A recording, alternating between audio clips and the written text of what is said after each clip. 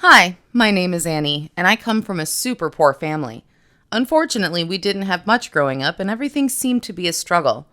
But before I go on, make sure you subscribe and hit that notification bell so you don't miss out on any more awesome videos. Mom stayed at home taking care of me and my baby sister Lacey. She was great to us, and I was truly so thankful for everything she did to keep us happy.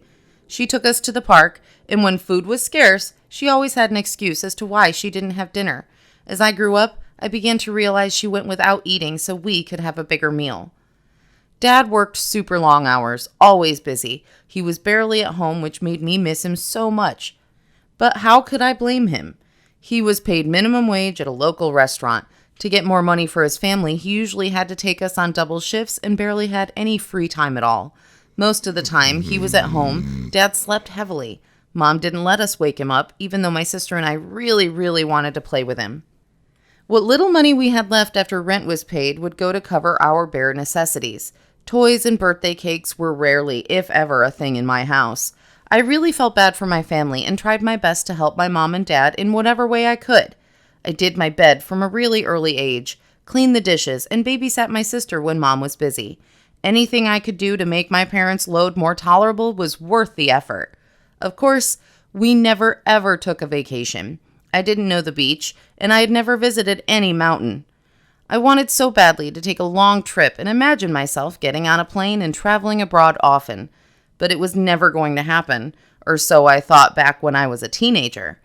Everything changed after high school ended, and I began working at the same restaurant my dad was a cook at. I wanted to give them back some of what they did for me after all, so it was important that I began working right away. All my coworkers were super friendly, and I got along great with them. It was fun to get to know new people, and most customers were relatively nice. There were some mean or rude ones, sure, but they were gone before they could make me feel too uncomfortable. My favorite coworker was Sam. At first, we were just friends. Since he was closest to my age, we hung together often. But bit by bit, we began growing closer, going on dates and having an amazing time. He took me out to the movies once, and that was when we shared our first kiss. Sam was not only handsome, but also so kind and smart. He worked at the restaurant to pay his way through college and was determined to make something of himself. I found it so inspiring. It didn't take long for me to fall madly in love with him. I was certain we would go the distance, and I already pictured getting married one day. I hope my mom and dad approved of him. One day, though, something unexpected happened. This wealthy older man asked for a table in my sector. He apparently had seen me before and had taken a liking to me. I was okay with that since it meant a bigger tip and was super friendly all through my shift. Honestly, I didn't think too much of it. Not until a few nights later when I was woken up by my mom and dad whispering in the living room.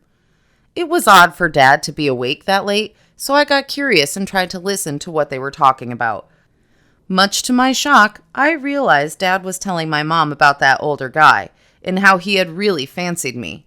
Apparently, he wanted a much younger wife and didn't want to go through the hassle of dating. He just wanted to arrange a quick marriage and have children soon.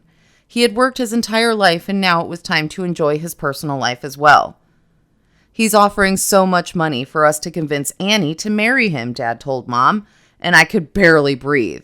That would solve their problems and give my sister a chance at going to college. I was so confused and didn't know what to say, or if I should interrupt them. Instead, I decided to keep listening. Much to my shock, Mom didn't tell my dad he was insane for even considering it. She seemed to agree that it was messed up, but that it would be such a good opportunity for me to have a better life and for them to solve their money problems once and for all. So my dad picked up the phone and called that man. I didn't even know his name. It was insane. I heard as he told him they agreed and that they'd convince me to get married to him. I couldn't believe it. I curled up in my bed, closing my eyes tight and trying my best not to begin crying. I was in love with Sam. I wanted to marry him, just not right now. I was too young for any of that. And now I was going to walk down the aisle with a random older man and give up on my dreams for a future with the guy I adored. The following morning, Mom walked into my room looking so guilty. I knew what was coming and didn't know how to react. Annie, listen. I need to talk to you about this amazing opportunity one of your customers is offering us. She began tentatively. and I listened quietly as she tried to convince me to get married to someone I didn't know anything at all about. The truth of the matter was, I really didn't want to have anything to do with him. I knew all the sacrifices Mom and Dad had done for us and didn't want them to have to struggle any longer. So I reluctantly agreed, feeling so bad about the whole thing. I had to call Sam and dump him over the phone because I simply couldn't look into his eyes as I broke the news. Oh, he got so mad, started screaming that this was an insane plan and that I should just say no. Your parents are using you, Annie. You deserve better. Just walk out right now and come live with me and we can have an amazing future together, he said. But I couldn't abandon my parents when they needed me the most. I'm sorry, Sam. I truly am, I replied before hanging up the phone. Oh God, I wanted to run to him and never look back. Instead, though, I married this complete stranger within 2 weeks. Everything was so rushed and I felt like my heart was breaking when I said I do. My husband was a nice man, to be honest. He was kind and paid for everything. I didn't want for anything, but I simply wasn't happy. I missed Sam so much. 2 months into my sudden marriage, I was stunned to discover I was pregnant already. I couldn't believe it. My husband was so incredibly happy, and I didn't even know if I was ready to be a mom. I'll get you all the help you could possibly need, he assured me as we celebrated. His happiness, unfortunately, didn't last long. While working to work only a few weeks later, the older man who had essentially bought me from my parents got into a terrible car accident. He was in the hospital for 2 days in a medically induced coma before passing on. Though I wasn't in love with him, it was a horrible experience.